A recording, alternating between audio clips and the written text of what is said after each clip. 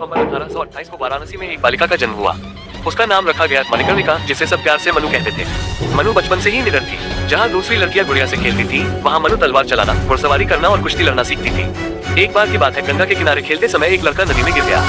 सब डर गए, लेकिन छोटी मनु बिना सोचे नदी में कूद पड़ी और उस बच्चे की जान बचा लाई। तभी लोगों ने कहा कि लड़की साधारण नहीं है। रानी बनने की यात्रा 1842 में मनु का विवाह झांसी के महाराज गंगाधर राव से हुआ। अब वह बनी रानी लक्ष्मीबाई। रानी बनने के बाद भी उन्होंने अपना साहस नहीं छोड़ा।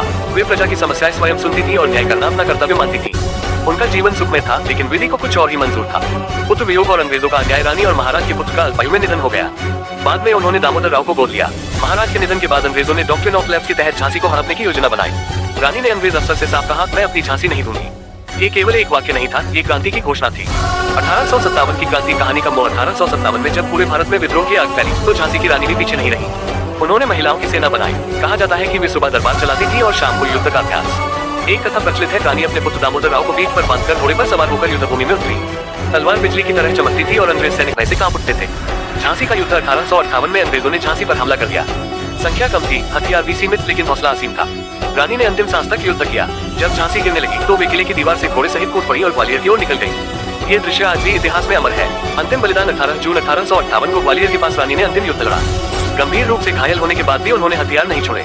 वे वीरगति को प्राप्त हुई, लेकिन अंग्रेज भी उनकी वीरता के आगे नतमस्तक हो गए। एक अंग्रेज अफसर ने कहा, वह सबसे खतरनाक विद्रोही थी। अमर विरासत रानी लक्ष्मीबाई आज भी जीवित है, हर उस बेटी में जो अन्याय के विरुद्ध खड़ी होती है। सुभद्रा कुमारी चौहान की पंक्तियां आज भी गूंजती हैं, खूब लड़ी मर्दानी, वह तो झांसी वाली रानी थी।